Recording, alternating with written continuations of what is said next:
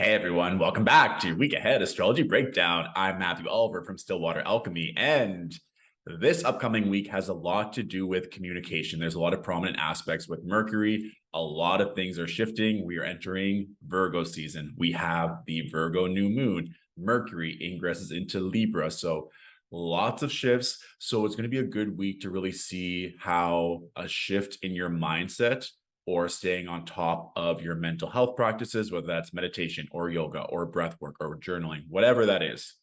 I may have said journaling twice. Either way, all of these things are really going to come into effect this week. So pay attention and see how everything unfolds accordingly. Also, with things that are very mercurial and influenced under Neptune of is this real or not over this past weekend, we had the Mercury-Neptune opposition. I had many things that happened this weekend, some of which I will not talk about in this type of public forum, but there is one story I was like, okay, I feel like this is a good teachable moment that's still kind of funny. So currently I'm in a 7th house annual perfection. That's all about relationships. And so I'm going out, dating, seeing what the men of the universe have to offer. So I was chatting with this one gentleman, talking, sharing pictures back and forth. So I was like, cool, like let's meet on Saturday, which was like the exact opposition between Mercury and Neptune. And then I meet him, I was like, you don't look like your photos. And I was like, I don't know, like 1 + 1 does not equal 2 here. And it wasn't even just like a little bit off. It almost like the face seemed different. The body was way different. It's almost like he had sent me photos when he was in the best shape of his entire life. And this was not. And I was like, this is the most Mercury Neptune energy of like communication and technology not being the fantasy. So sometimes my Venus in Libra will be nice and respectful, but then after a while, my moon in Aries takes the wheel. It's like, okay, the good thing is I'm very upfront about being in a spiritual profession. And I just said the energy was off. So that was kind of strange. I also had some travel things I was trying to book, and there was so many balls in the air of like things that I needed to connect and people that I was waiting on their response. And none of that was going through. And then when I finally got the answers I needed, I tried to book the flights and the website glitched. And then I was on the phone for like an hour and I was like, you know what? I'm just going to do this on Monday when Mercury is out of this tough opposition with Neptune. And then again, that was like very intuitive, like just do this on Monday. It's not a big deal. A positive manifestation, Sunday, I really wanted pancakes, which is so random, but I was like, I love Sundays and pancakes. I feel like they just go together. And when I thought about this, I got a message from a dear Cancerian angel in my life. And like, oh, we should hang out today. And I was like, yes, but I really want pancakes. And they're like, oh, we can just make pancakes here. I have the mix and everything. I was like, of course, a Cancer would say, let's just make pancakes at home so we don't have to leave the house. I was like, yes, yes, yes, yes, yes. And they're some of the best pancakes ever had. So sometimes with especially Mercury Neptune aspects, sometimes you just have to listen to the download and not worry about the logistics, right?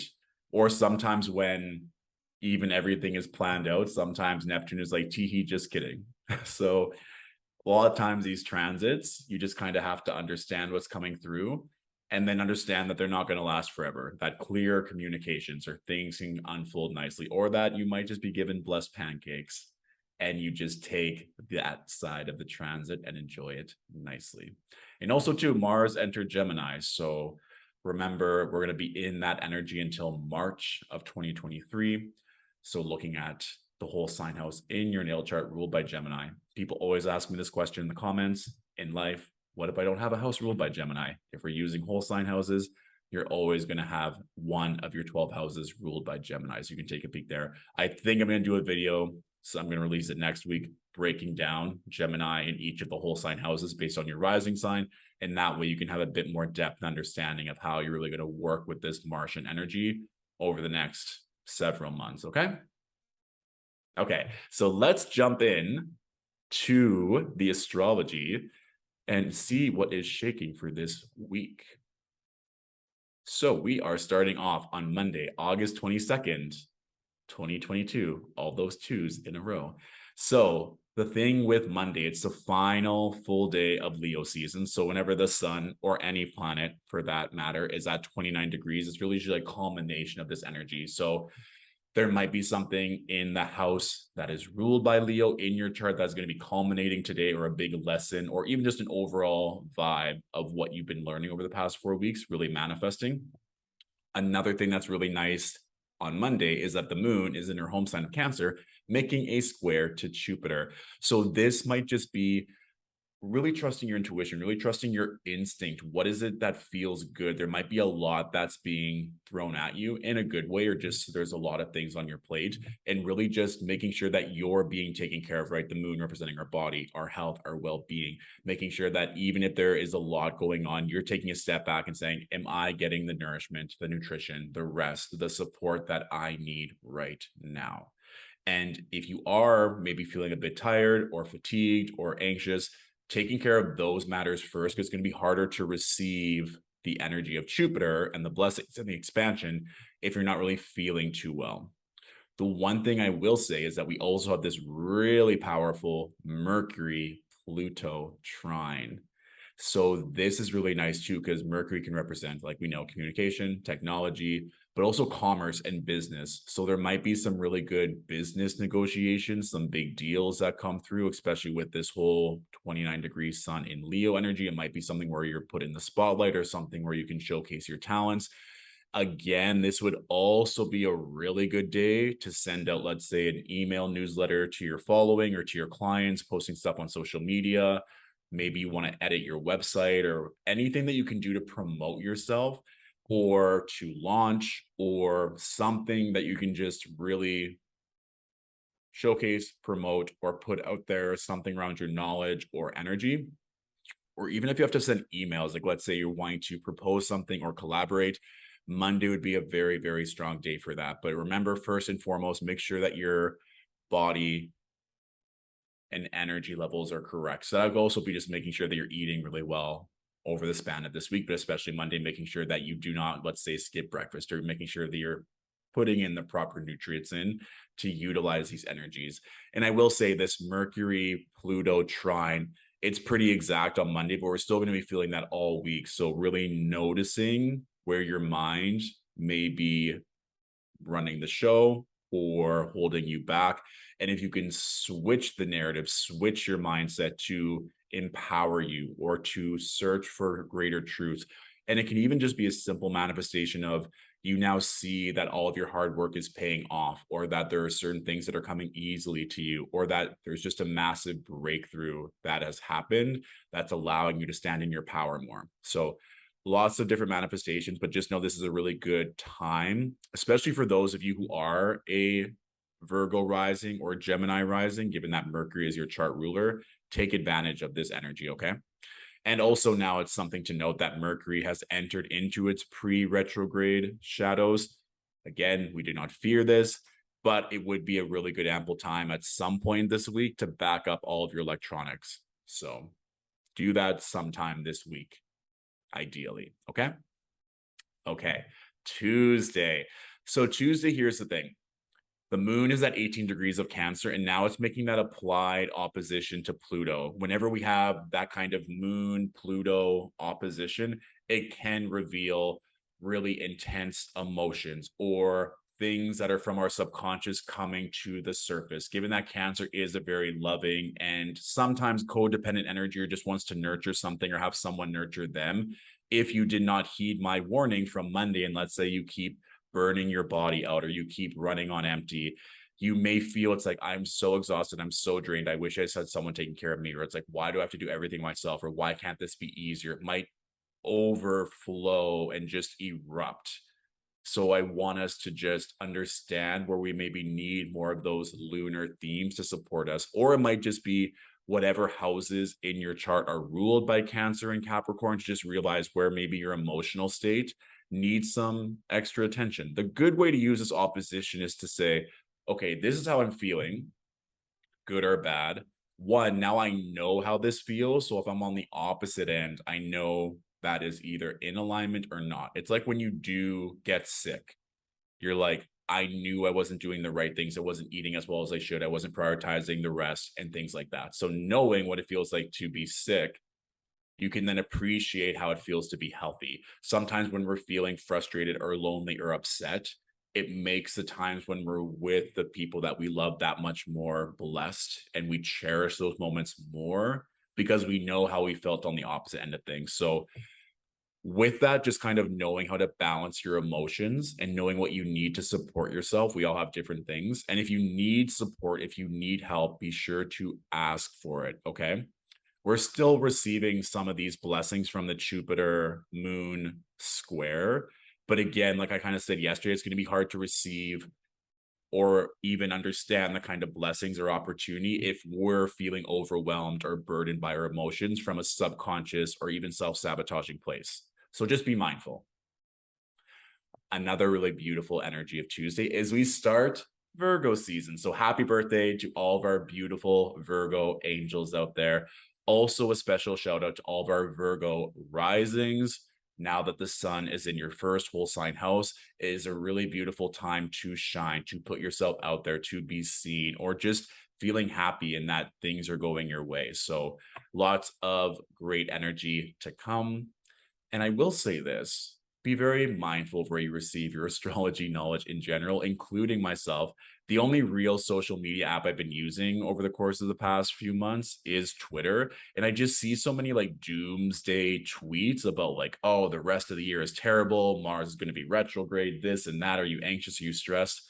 I love all the planets, including Mars, including Saturn. And I don't understand why people, and I think it is a testimony to how majority of people maybe think of kind of hope for the best, expect the worst, or that there always has to be something that we have to watch out for. I'm not saying that we have to live in a rose-colored glasses society. Like I said, I had my own share of interesting energy this weekend.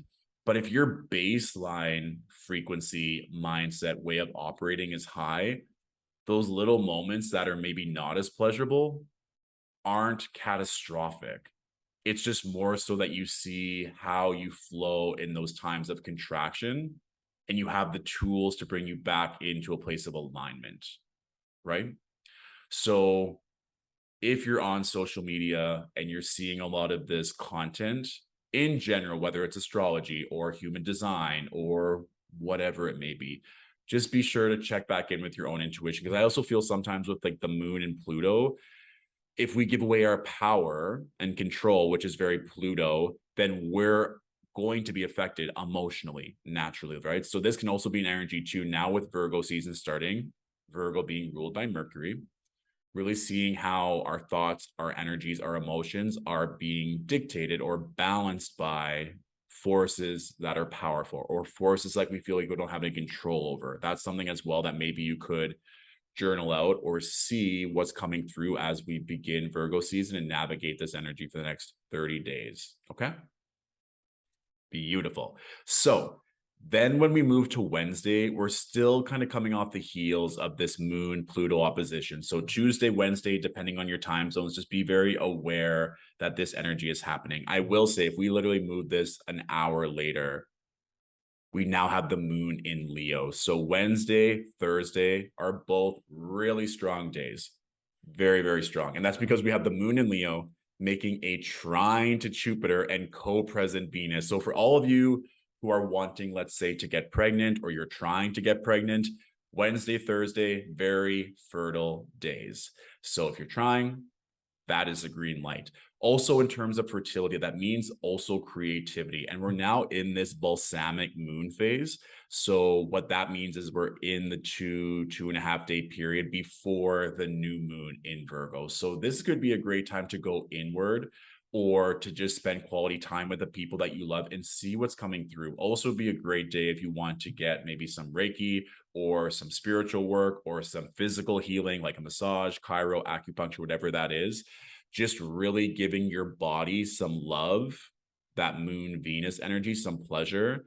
And I also find when we have Jupiter in the mix, Jupiter is higher thought, it's knowledge, it's our beliefs. And so, yes, Neptune can also be that spiritual download place. But with Jupiter, it could be this huge idea, like a multi-million-dollar idea that's bringing you wealth, right? Like that's very Jupiter, kind of that instant spark, especially with Jupiter in Aries. So I would highly recommend Wednesday for sure and Thursday, but especially with Wednesday with the moon making the apply trine to Jupiter, go inward. Take some time to unplug, even if it's first thing in the morning, midday, where you're just like turn your phone off or on airplane mode. Really go in and see What is it that I want to attract? Or even just asking the universe for a sign. There's to be some really nice energy that's coming through on these days. And again, we still have that Mercury-Pluto trine in effect as well. So this can kind of be like a rapid manifestation day too, where things are wrapping up and clearing out to bring in new energy as we approach the Virgo new moon. And if we just go back to keep this 9 a.m. Eastern Standard Time, when we see that we're on Thursday, we now almost have this exact moon Venus conjunction. We still have the moon in trine aspect to Jupiter. It's just separating now. So it's not, let's say, as potent, but still there. So Thursday, again, a beautiful day. And Thursday is ruled by Jupiter, right? So especially if you have prominent fire energy in your chart, let's say Aries, Leo, or Sagittarius, Wednesday, Thursday are going to be phenomenal days. Do something to make yourself feel good. Again, too, given this is in the sign of Leo, if you wanted to stand out or if you wanted to just be around positive, happy people, that could also just be watching your favorite TV show, movie, if you wanted to take things slow before this new moon and just be in a very relaxed environment, please do so. Some of you as well, I don't know, like, I don't want to be like a broken record, but I just feel like some people may be getting over an illness or getting over being sick. And this might be a day too where you're like, I'm going to take a personal day because I'm not feeling well, or maybe I'm getting over something and I just want to take the time to rest and be around this warm, positive energy. So that could be coming in. And as well, this is Mercury's final day in Virgo before it goes into Libra. When we get to Mercury's retrograde in September, Mercury will retrograde back into Virgo. So this could be a good time too to just really reassess what's been going on in that Virgo part of your chart, because there may be some things that you'll revisit later on in September when we have that retrograde, which of course we will touch on when we get there.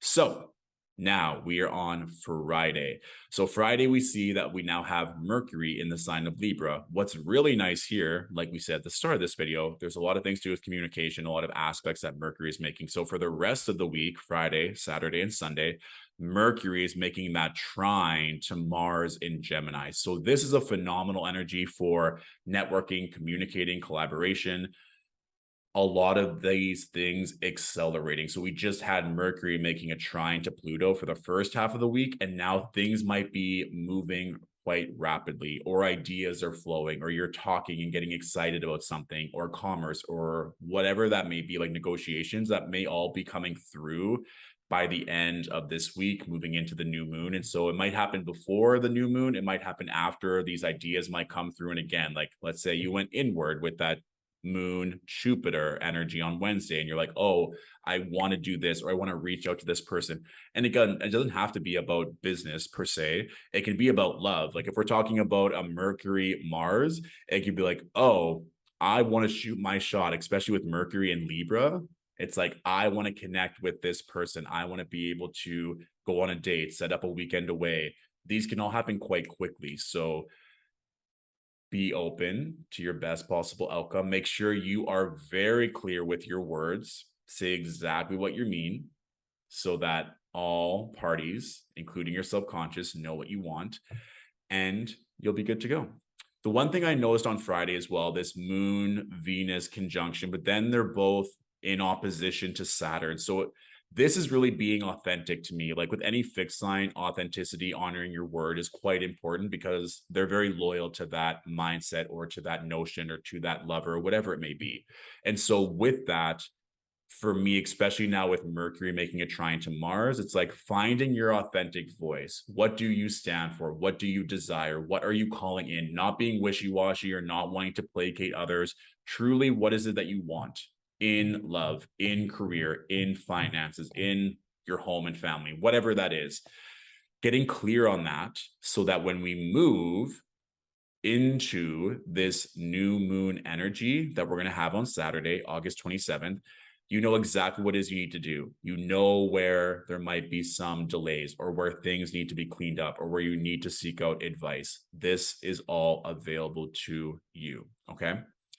And I'll have, of course, the new moon workshop available by this upcoming weekend, but just some things to note as well with this. I think sometimes with prominent Virgo energy and people with prominent Virgo energy in their chart, it can be this, right, paralysis by analysis, overthinking, needing everything to be perfect before they proceed. having that anxiety or doubt that they're letting people down or that they're not good enough to enact said task. And so we know there's only so many hours in a day. If you need to delegate, if you need to ask for help, if you need to take some time to just completely rest, these are some things I want you to just pay attention to, especially because both the moon and the sun in Virgo are making a square to Mars and Gemini. So there's a lot of mutable energy. There's a lot of thoughts in the mix. And so Mars can kind of add gasoline to that mental you know, when the wires are flying everywhere and there's sparks and the main character is trying to like navigate this warehouse or this laboratory without getting shocked, it's almost like that is your brain. It's like all these wires are firing and they're trying to connect or trying to spark new ideas, and this Mars and Gemini has the potential to be like gasoline to make everything explode. It doesn't have to be that dramatic, but I'm just saying, if we don't mind our thoughts or if we don't know where we need support and we need help, it's a very likely energy that things could combust or that we will just completely burn out mentally.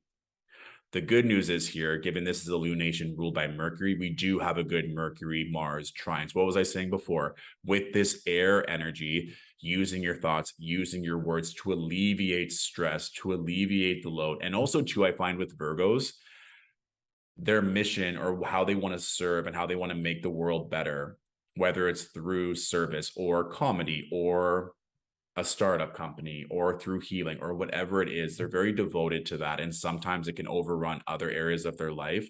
So if you're not happy or if you're not passionate or you're not doing other things that you love, there could be this energy that you have to discern of like, yes, this is really important to me, but I also want to have fun, or I also want to be social, and I also want to be able to partake in these other opportunities that are not currently present in my life. So just some things to think about, that if you are either needing some extra support or you feel like your mind is just racing nonstop, what systems, what structures, and what people can you put in place to support you over the next 6 months as we navigate this kind of energy around the new moon of Virgo? And I will say, a lot of people like to manifest with the new moon. I'll show you why Monday would probably be a better day to manifest under this new moon energy than Saturday itself. Okay. So Saturday and even Sunday, I would see where the chips fall. Sunday is also just a good time to get things cleaned up, literally clean up your life, clean up your house, clean up your office, go to the bank, pay off debt. We have the moon making a trine to Pluto, get everything wrapped up.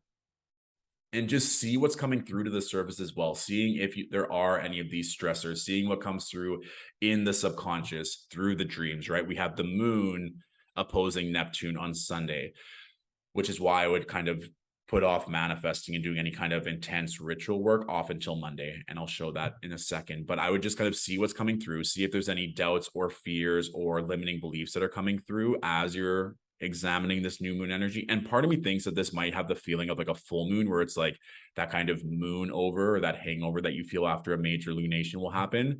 And there might be some tears that are shed, or just being like, oh, like I really want this so bad, this partner, this job, this move, whatever it is. But just knowing that there needs to be some clearing or some truth to be had before that happens.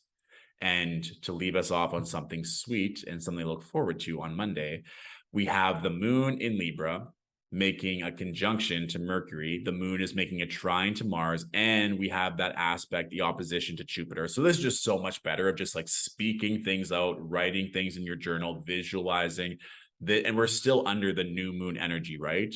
The moon is only what, 26, 25 degrees, 24 away from the sun. So all of Monday, and Monday being ruled by the moon, this would be a phenomenal day to manifest, to do ritual work, even to do, let's say, a moon meditation, a moon workshop, any kind of whatever you do for your new moons, do it on Monday. In my opinion, I'm going to be doing work on Monday with this lunation because the aspects just work perfectly. So that is that. You know me, I'm trying to get more and more. I'm a very optimistic person, but I see things in my life and I get feedback from my clients. Like, we just want to be very transparent and clear with these aspects and the transits that are going on, while still giving us the support that we need, that even if it can be turbulent or if things are going on, that we're set up for success. And knowing that Mercury is such a key player in this week that it really does come down to mindset, how we're speaking to ourselves, how we're speaking to others, how we are negotiating, how we are communicating in love, because all of that is really going to be brought into focus given that Mercury is in its pre-retrograde shadows. Mercury is going to go retrograde in September. So this is just kind of one of those areas where at different points in our life and different points of the year, different planets are going to be showcased in different ways. And it really is kind of all about Mercury, in my opinion, this week. So take that for what it is. And now our Astro question of the week. I get a lot of questions about Synastry, and I gave that example last week of 13 going on 30 with Jennifer Gardner and Mark Ruffalo and how their charts were so compatible. And you'll often see that with Hollywood actors that get along really well and their chemistry is magnetic. I'll look at their charts. I'm like, oh, of course, they're so compatible. And so I got a question last week on the video, and I get this a lot in general. Like, how can you tell if two people are compatible in love, in work, in family, whatever that is? So that's a very big question to break down, but I'll give a few indicators here to kind of whet your beak, so to speak. So let's say you are a Libra rising. If you were to meet anyone that's a Libra sun or had their Venus in Libra, their sun or their Venus would be in your first house. So that would be a very beautiful energy. Or even if the other person, if their moon was in Libra, if you're comparing how compatible you'd be, if there's any of those kind of like moon, Venus, Jupiter in your first whole sign house, that's who you are. That's your identity. That's the house of self.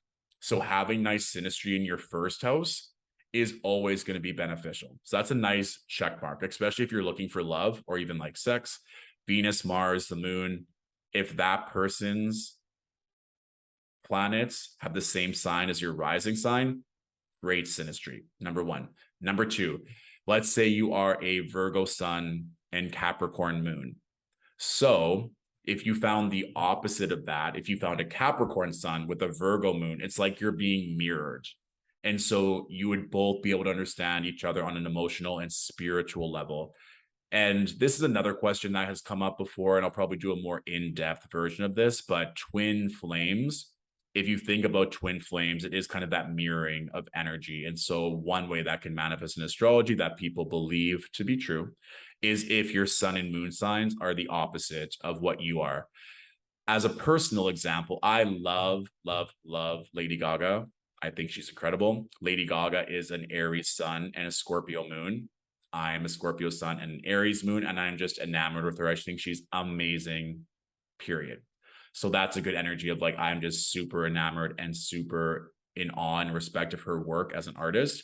And of course, since we have that synastry, it would make sense why I am enamored and by her. I'm also just a big fan of Aries. So given that my moon is in Aries, of course, people that have an Aries sun, I would find attractive, or I would like that energy. So that you can, that's an easy way of looking at synastry. Your moon sign, looking at people that have that as their sun sign, because they would probably understand you emotionally, or how they act might just make you happy, as an easy way of understanding that. And then third of all, if we're looking at romantic compatibility or sexual compatibility, look at Venus and Mars. So you want to look at your Venus and their Mars as one way, or looking at your Venus and their Venus and their Mars and their Mars. So with regards to compatibility, we like things that are in the same element. So water signs with water signs. So let's say that you are a Venus in Cancer.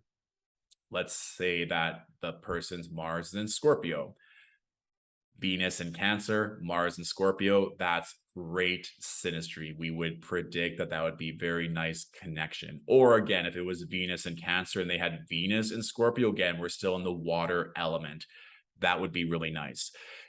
Also, water and earth are compatible, fire and air are compatible. So let's say the Mars was in Sagittarius. If the other person's Venus was in Libra, again, now we're with fire and air. That's still really good compatibility. The thing is, with synastry, there's so many things to look at. And so you can also do opposites attract, and that can work very well, but it also just depends on everything else in the chart. But let's say your Mars is in Taurus. If the person that you're attracted to, let's say their Venus is in Scorpio, since those are opposing signs, that could make for really dynamic energy. That really, for me, is the culmination of the phrase opposites attract.